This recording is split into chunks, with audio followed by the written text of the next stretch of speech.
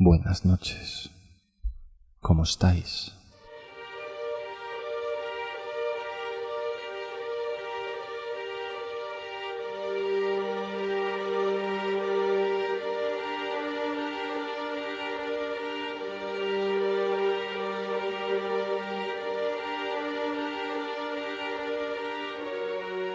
Me acerco de nuevo a vosotros para explicaros un caso poco conocido de la historia negra de este país. Menos conocido, pero no menos cruento.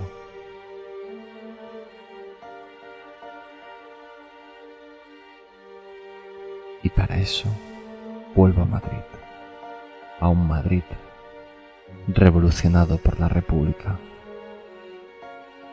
El cambio se sentía en las calles. Y el crimen que os voy a explicar es fruto de la desesperación y de la maldad, de cómo el hombre hace las cosas de las que no se vería capaz en otros momentos. Esta es una historia de desesperación.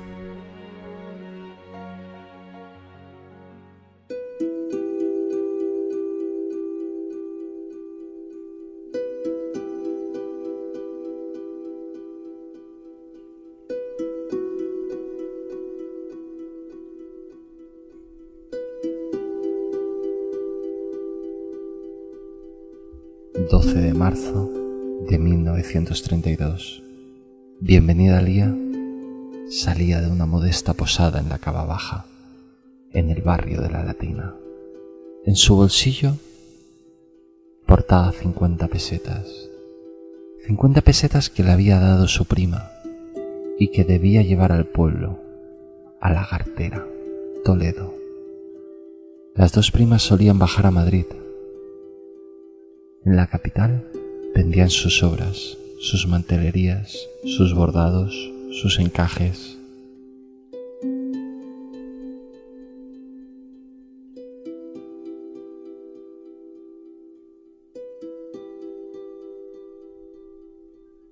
Su prima Luciana dijo a Bienvenida que se quedaba, que le había salido un negocio en Madrid, y no dio más detalles, pero se quedó con 2 mantelerías y 2 encajes.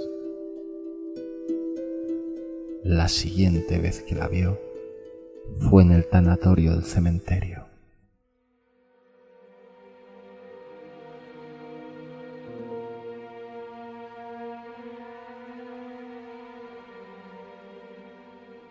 ...13 de marzo de 1932... nos situamos al sur de Madrid, en un pueblo de Carabanchel. Sí, antes era un pueblo. 2 pastores paseaban con el ganado.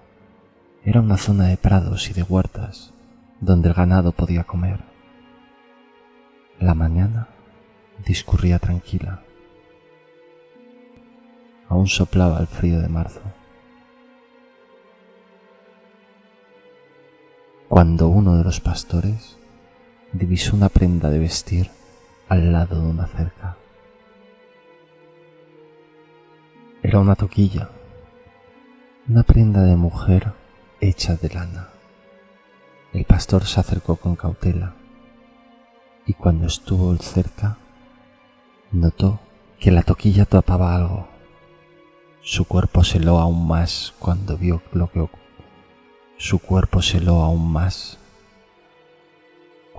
que ocultaba la toquilla.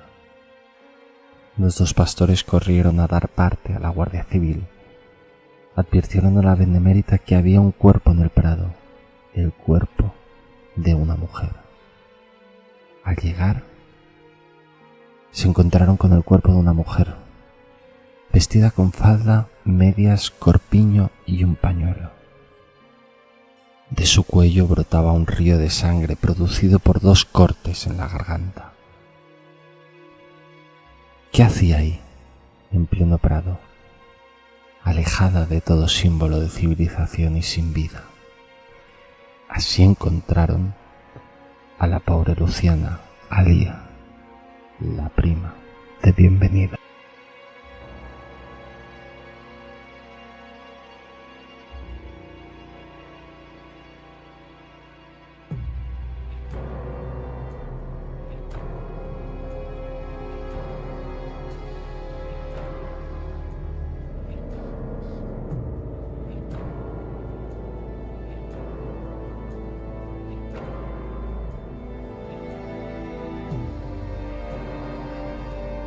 La mujer degollada era la madre de un soldado llamado Pedro Arias.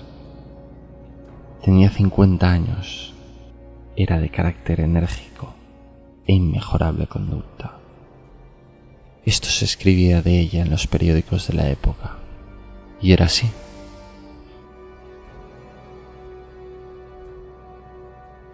Luciana bajaba a Madrid cada 3 meses a vender encajes y filigranas que elaboraba la familia. Los vendían a las principales familias de la capital. Por cada pieza cobraban alrededor de 500 pesetas, un buen pellizco que se llevaban por pieza. Y por ahí fueron las pesquisas de la Guardia Civil, ya que en el momento de la muerte se sospechaba que llevaba 2000 pesetas en género y 700 en metálico, y que no estaban en el lugar del asesinato.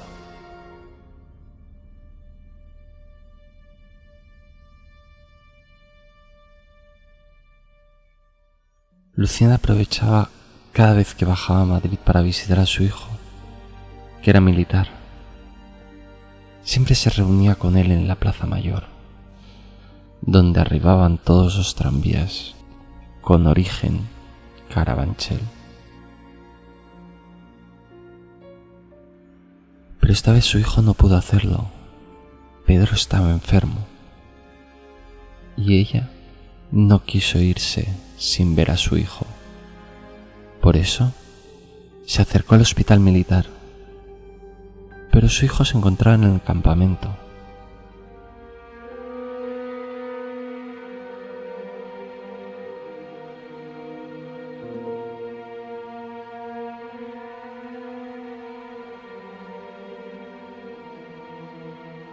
La Guardia Civil informó que tenía 2 pistas. El examen de las huellas cercanas al cadáver determinaron que el asesino llevaba borceguís, un calzado propio del pueblo, que en otro momento fue calzado de reyes. También informó que la muerte no fue causada por los cortes en la garganta, que aunque eran profundos, no eran el motivo de la muerte. Era un fuerte golpe en la cabeza que acabó con la vida de Luciana. Por lo tanto, la hipótesis era que los ladrones primero cortaron la garganta, pero luego la remataron con un fuerte golpe en la cabeza. La curvatura del arma que acabó con la vida de Luciana era parecida a la de un machete. Es más, la curvatura era igual que un machete militar. La persona que había realizado ese terrible acto era una persona robusta, alta y zurda. Como Luciana estuvo en el hospital militar y el machete usado era casi idéntico a uno que utilizaba el ejército, se dispuso a pasar revista a todos los hombres que se hallaban en el campamento y en el hospital militar, con infructuoso resultado. Todos los machetes estaban en su sitio y no había marcas de sangre en ninguno. La investigación se paró, estaba en vía muerta, y la sociedad de la época estaba indignada. El asesino no podía escapar. El oficial al cargo de la investigación, el señor Osorio, pidió a la población que parase de enviar supuestas informaciones para esclarecer el crimen. El señor Osorio ya tenía a sus culpables, sus primos, Bienvenida Lía y Leoncio Alía.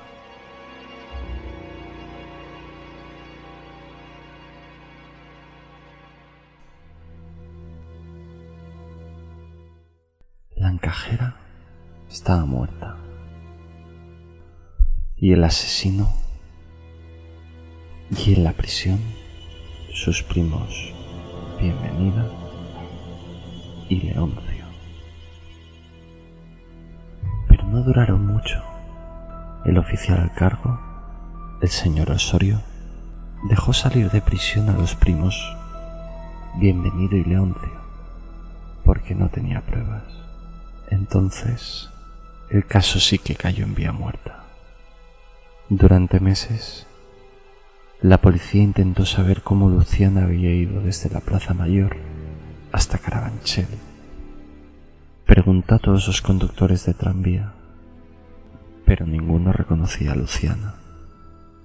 Y si la reconocía, era de los periódicos. Pensaron que podría haber ido en coche, pero tampoco lograron encontrar el coche. Y así pasamos al 1 de junio de 1932. Una pareja de guardias civiles encontraron en casa de campo una bolsa que contenía media docena de manteles, 3 cojines, un tapete y carreras de mesa. Todo pertenecía a la encajera. ¿Pero qué hacían ahí? Casa de campo está a 8 kilómetros del lugar del crimen.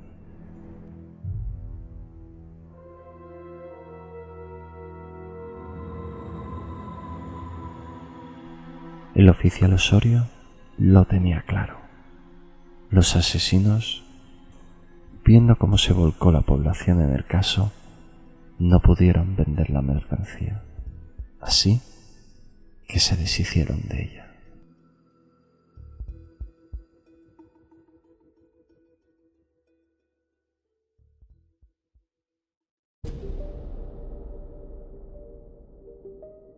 ...5 de agosto de 1932...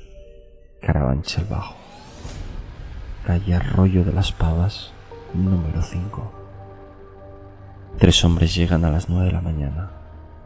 Uno de ellos, llamado Mariano Mejío, leía la documentación de la compraventa del piso donde se encontraban. El dueño del piso, Julián, y su amigo Leandro lo miraban.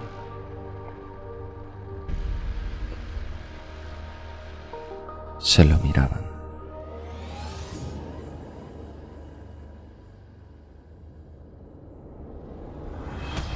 Julián levantó un hacha y golpeó la cabeza de Mariano.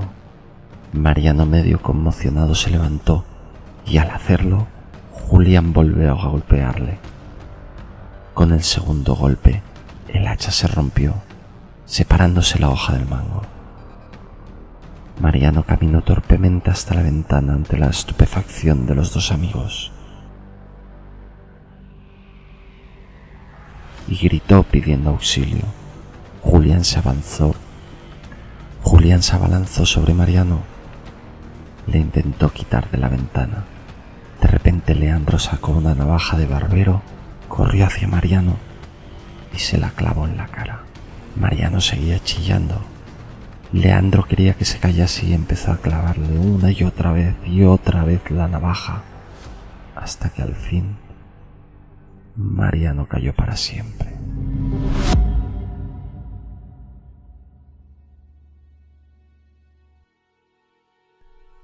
Los 2 amigos miraban a Mariano, tendido en el suelo, con la cabeza casi separada del tronco. Los 2 amigos miraban lo que habían hecho cuando oyeron golpes en la puerta.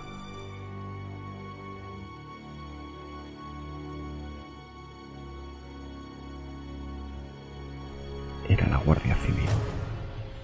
Julián no se movió.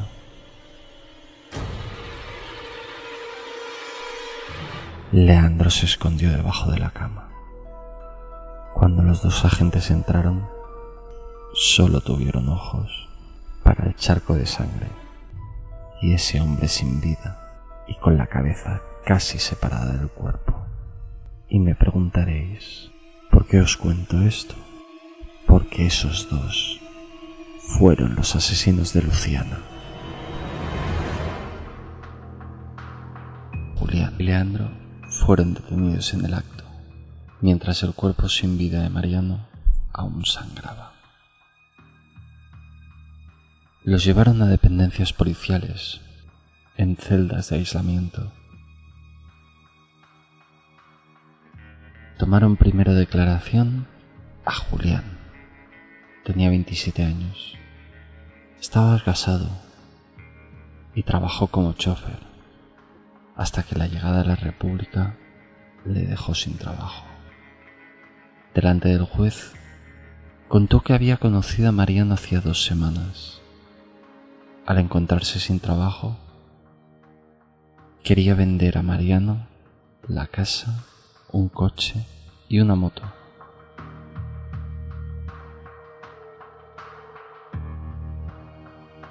Por eso se encontraba Mariano en su casa.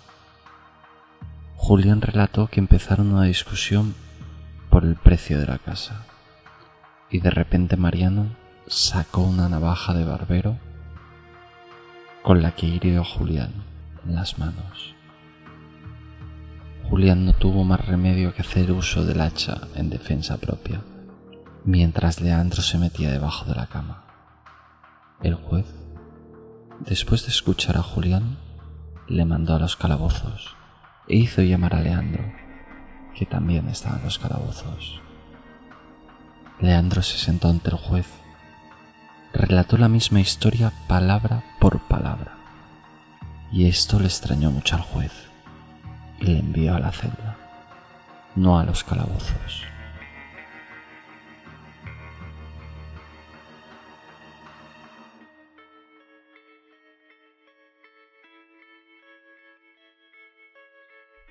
Aquí las crónicas dicen que los hábiles interrogatorios consiguieron sacar a Leandro que había matado a Mariano.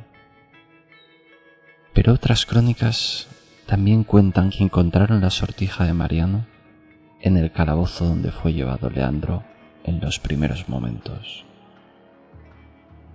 Así que podéis pensar que la policía logró sacar la confesión de Leandro con un hábil interrogatorio, o que la sortija hallada en el calabozo delató a Leandro. Lo que nadie puede negar es que fue Leandro el primero en desmoronarse.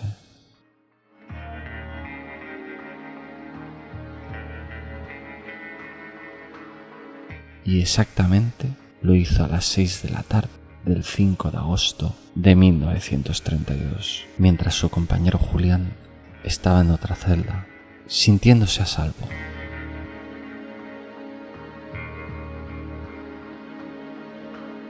Leandro confesó que la venta de la casa era un pretexto, que no tenían dinero ni trabajo y que Julián no le había explicado su intención de matar a Mariano, pero sí que dijo que entre los dos mataron a golpes a Mariano. Leandro no sabía nada, pero sí se unió a Julián para matar a Mariano. ¿Qué cosas?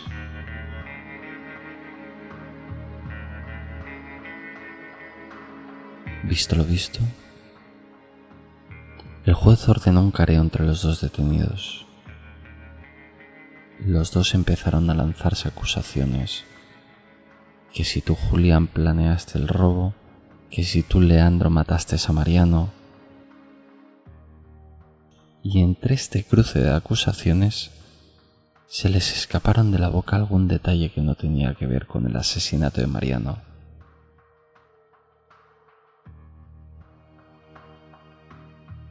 Cuando el juez tuvo suficiente, los envió de nuevo al calabozo. El jefe de la Brigada de Investigación Criminal, el señor Aparicio, y el segundo comisario, don Antonio Lino, volvieron a someter a Julián y a Leandro a un nuevo interrogatorio. Los dos estaban cansados. Llevaban todo el día del calabozo a la sala de interrogatorios, de la celda a los juzgados. No tenían fuerzas para resistirse.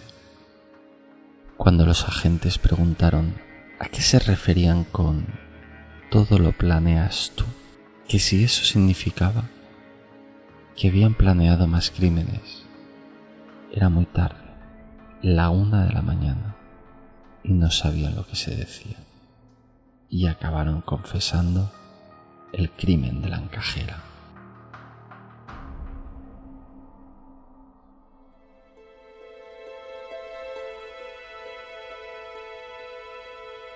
Julián y Leandro permanecieron en la cárcel.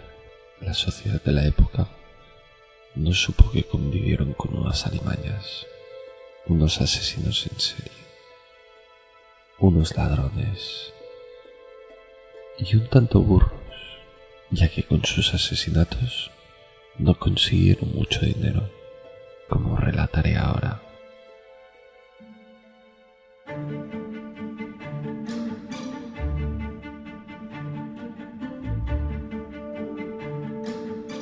El día anterior al asesinato, el 11 de marzo de 1932, Julián y Leandro paseaban por el Paseo del Prado, cuando vieron a la encajera Luciana sentada en un banco. Julián se acercó a entablar conversación con ella, ya que sabía que las encajeras manejaban mucho dinero. Julián se hizo pasar por el chofer de doña Blasa Pérez, una mujer de alta cuna. Recordar el nombre de esta mujer, doña Blasa Pérez. Julián le dijo a la encajera que la hija de doña Blasa se iba a casar y que necesitaría comprar encajes, como esos encajes que Luciana hacía. Luciana quería hacer negocios y recompensaría a Julián con una comisión. Qué buena persona era Luciana. Y así quedaron para el día siguiente. El día del asesinato, Luciana esperaba a Julián en Puerta Cerrada. Todos sabemos dónde está Puerta Cerrada. Está en el barrio de la Altina, en la calle Segovia, a la altura del inicio de la calle de la Cava Baja. Es una plaza pequeña, con una cruz en una de sus esquinas. Sí, todos hemos pasado, pero no sabíamos que se llamaba Puerta Cerrada.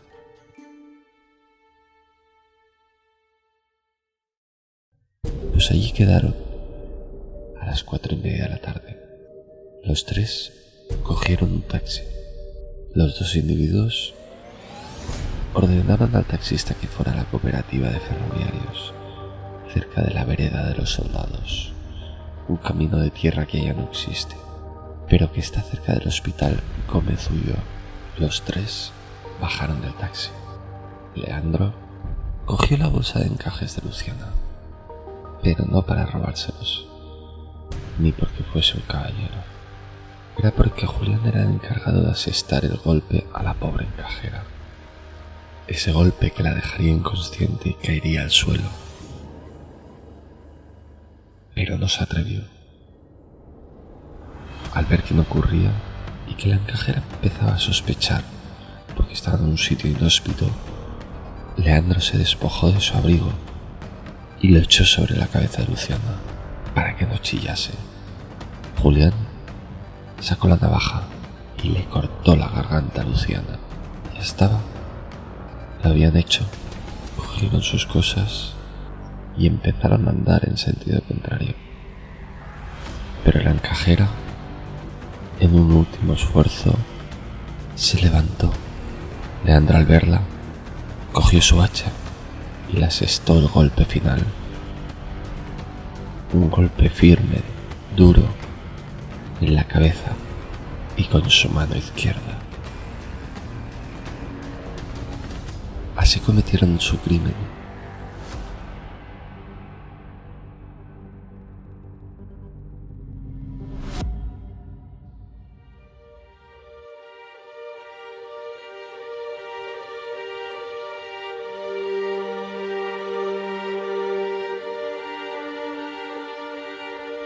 El 8 de junio de 1933 empezó el juicio. Un año y medio más tarde, en el banquillo, Julián y Leandro. El público asistente al juicio llevaban haciendo cola desde el día anterior.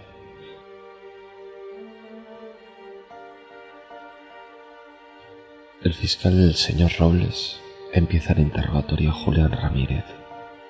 Julián no responde, no niega nada, pero sí inculpa a la señora Blasa Pérez de ser la incitadora. Sí, aquella mujer a la cual Luciana tenía que vender sus encajes. Julián afirma que la señora Blasa Pérez ordenó que desapareciese. La defensa pidió al juez que reabriera la investigación para dilucidar si la señora Blasa era la incitadora del delito. Pero el fiscal se opone, ya que eso ya fue objeto de investigación, estudio y comprobación por parte de la policía. El juez desestima la petición de la defensa. El interrogatorio continúa y Julián sigue en sus 13. Afirma que no planeó nada con Leandro, que solo quería robar a la encajera unos documentos que deseaba doña Blasa Pérez, y no el dinero y los encajes, que ese día bebió mucho.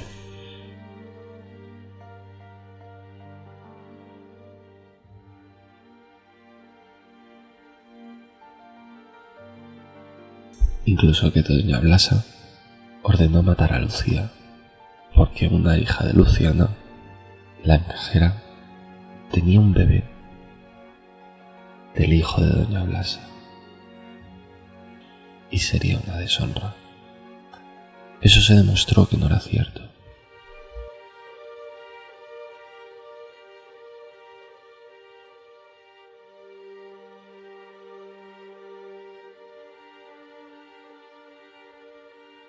El fiscal empezó a interrogar a Leandro.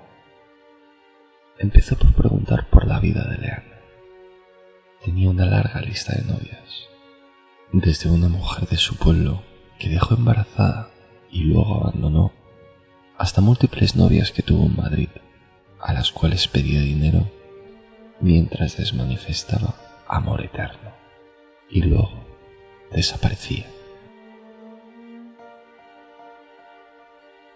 Volviendo al día del crimen, Leandro manifestó que quedó con la encajera porque le había prometido dinero.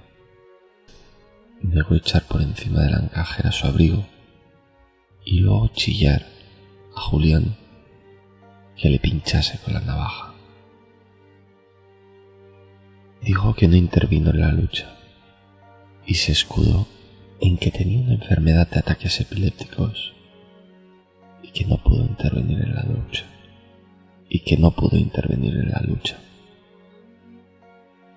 Incluso se presentaron informes médicos que la acreditaban, pero al fiscal no le convencía, ya que se dice que si esa enfermedad le anula la voluntad afectiva, ¿cómo había tenido tantas novias?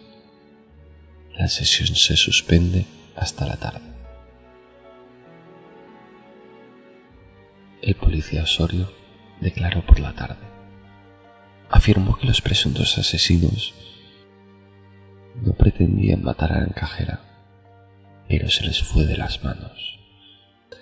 Por otra parte, afirma que el careo al que sometieron a doña Blasa con Julián y Leandro hizo que llegaran a la conclusión que doña Blasa no tenía nada que ver con el asesinato.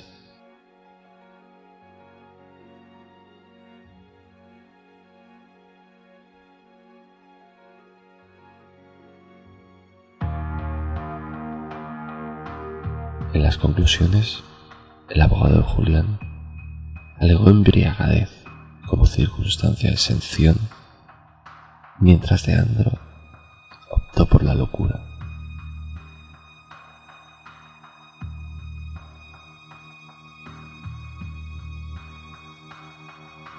Por su lado, el fiscal destacó su temor de convencer de la culpabilidad de los acusados. Calificó a Julián de vil, cínico y bárbaro, mientras Leandro dijo: los peritos dicen que Leandro hacía muchas tonterías. Pues si esto es suficiente para considerar a los procesados esquizofrénicos, yo afirmo que escaparíamos muy pocos a esa catalogación.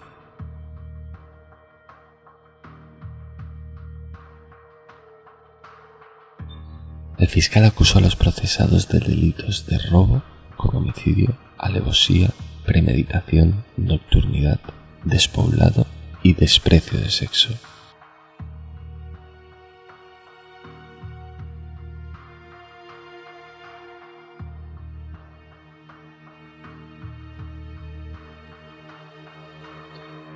Julián fue condenado a 28 años como autor de un delito de homicidio, alevosía, premeditación, nocturnidad, despoblado y desprecio de sexo. Y Leandro fue condenado a 26 años por considerarle autor del asesinato cualificado por alevosía, con agravantes de despoblado, nocturnidad y desprecio de sexo.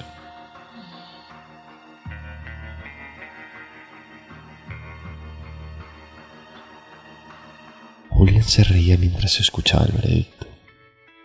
Ese que había amenazado a un letrado por defender que Leandro había actuado por un miedo insuperable.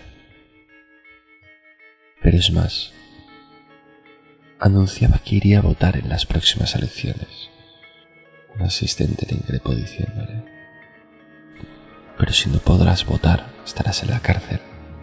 Y Julián dijo: «Pues lo siento, porque pensaba votar a las derechas, para ver si me alcanza enseguida el indulto». Qué cínico, pero ¿qué se podría esperar de ese hombre? Acabaré con una frase del periodista Manuel III, que siguió el juicio en 1933. El asesinato es su idea fija, su obsesión.